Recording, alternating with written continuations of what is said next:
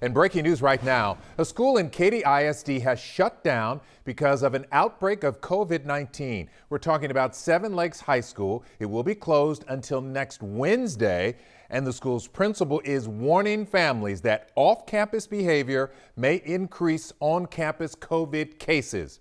Jason Miles has more.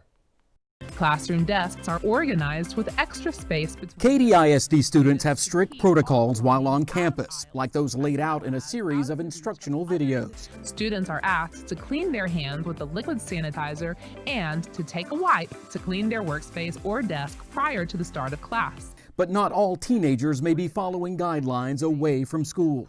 Officials say Seven Lakes High School has recently seen a significant increase in the number of students who have tested positive for COVID-19, although it remains a very small percentage of the school's more than 3,500 students.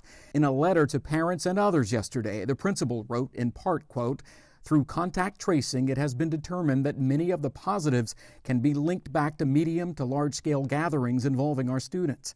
These gatherings include off-campus weekend parties where social distancing and mask wearing has not occurred." I have a daughter at Seven Lakes and I have a son at Beckendorf Junior High. Parent Deidre Sanders, whose kids are learning from home, told me she's gotten regular notifications concerning COVID-19 cases, which, like other districts, Katy ISD tracks via an online dashboard. As soon as they allow kids back on campus at Seven Lakes, 2 days into it, I got an email. In addition to Seven Lakes, similarly worded letters were sent this week to Katy ISD's 8 other comprehensive high schools, all saying that failure to do things like socially distance, practice good hygiene, and wear masks would likely result in more students and staff testing positive, which could impact in-person learning and postpone activities and events, including football games and other athletics. At this point, do you have any intention of sending your children back to physical campuses?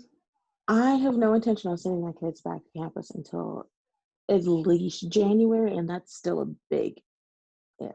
Katy ISD certainly isn't the only district dealing with this. For instance, the principal of Spring Branch ISD's Memorial High School recently urged parents to play their part by not hosting parties or large groups of children and to make sure teens wear masks whenever they're together. Jason Miles, KHOU 11 News.